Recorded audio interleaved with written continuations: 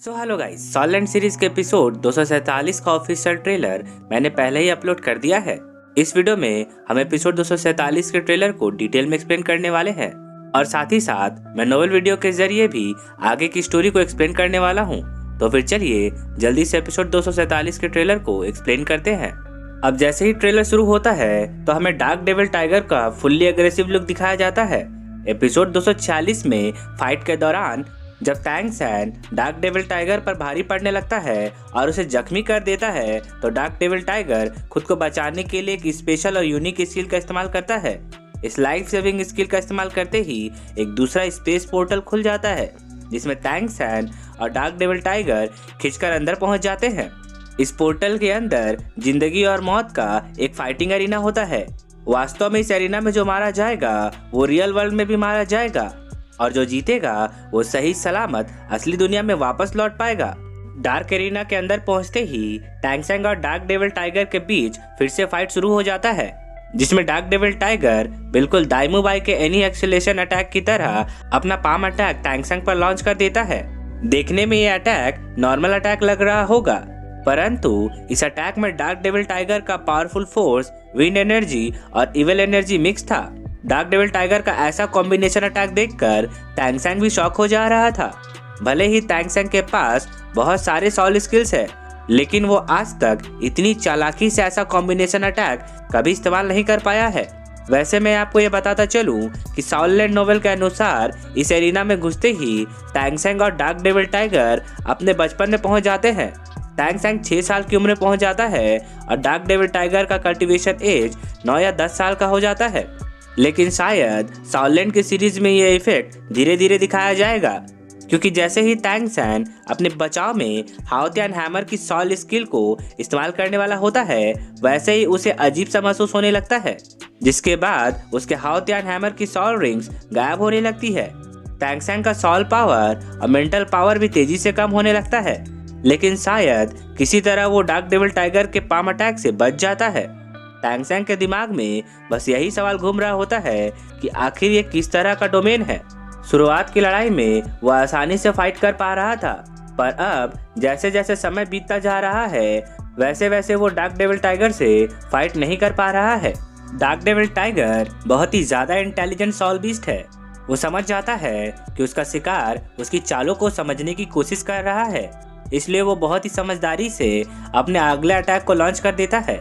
Tang San जल्द ही समझ जाता है कि डार्क डेविल टाइगर किसी प्रोटेक्टिव स्किल का इस्तेमाल करके खुद को बचाने की कोशिश कर रहा है, जिस वजह से इस एरिना का इफेक्ट सिर्फ उसी पर असर दिखा रहा है।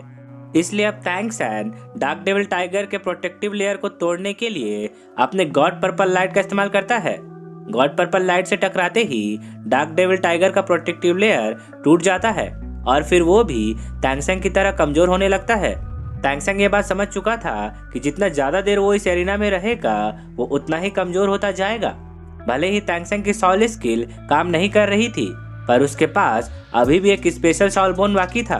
खुद को कमजोर होता देख डार्क डेविल टाइगर अपना बेस्ट अटैक लॉन्च कर देता है।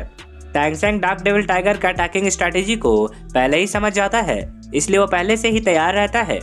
ब्लैक लाइट एनर्जी को अपनी ओर बढ़ता देखकर टैंग सैन के 8 स्पाइडर सॉल बोन्स बाहर आ जाते हैं और फिर Tang San Dark Devil Tiger को खत्म करने के लिए टैंग सैन के हिडन स्किल बैटविंग टेक्निक का इस्तेमाल करता है, जिसकी वजह से टैंग सैन के 8 स्पाइडर सॉल बोन्स उसके पीठ से अलग हो जाते हैं और फिर डेथ गॉड डोमेन के इफेक्ट के साथ डार्क डेविल टाइगर के ब्लैक लाइट एनर्जी को डिस्ट्रॉय करते हुए डार्क डेविल टाइगर को जमा देते हैं। अब फाइनली डार्क डेविल टाइगर किस तरह से मरेगा ये तो हमें एपिसोड आने के बाद ही पता चलेगा, परंतु सॉलैंड में डार्क डेविल टाइगर को कैसे मारा जाएगा ये मैं नोवेल स्टोरी के जरिए एक्सप्लेन कर दूंगा। डार्क डेविल टाइगर के मरते ही Tang San Dark Devil Tiger की प्रशंसा करते हुए कहता है कि मैं आज तक जितने भी सॉल बीस्ट से भिड़ा हूँ उनमें से तुम बहुत ही ज्यादा स्मार्ट और इंटेलिजेंट सॉल बीस्ट हो। मेरे ख्याल से Tang San Dark Devil Tiger की इतनी ज्यादा तारीफ इसलिए कर रहा है क्योंकि एक 50 या 60 हजार साल का सॉल बीस्ट होने के बावजूद भी Dark Devil Tiger Tang San का मौत की टक्कर देकर मरा। हम सभी जानते हैं कि टैंग सैन बचपन से ही टैलेंटेड है और अगर टैंग सैन की जगह यहाँ कोई और ग्रैंड सोलैंड मास्टर होता तो वो पक्का मारा जाता। इसलिए डार्क डेविल टाइगर को इतना रिस्पेक्ट देना तो बनता है। डार्क डेविल टाइगर के सॉल्डरिंग को ऑब्जर्व करने के बाद टैंगसेंग सीधा लेक की ओर बढ़ने लगता है। टैंगसेंग ये बात अच्छी तरह से जानता था कि वो जितना जल्दी लेक के नजदीक पहुंचेगा उसे उतना ही ज्यादा पावरफुल सॉल्विस मिलेगा। हो सकता है कि एपिसोड 248 में टैंगसेंग अपना 5th सॉल्डरिंग भी हासिल कर ले। सो गाइस, यहीं पे एपिसोड 248 का ट्रेलर खत्म होता है। मैं इस एपिसोड को लेकर काफी ज्यादा एक्साइटेड हूँ।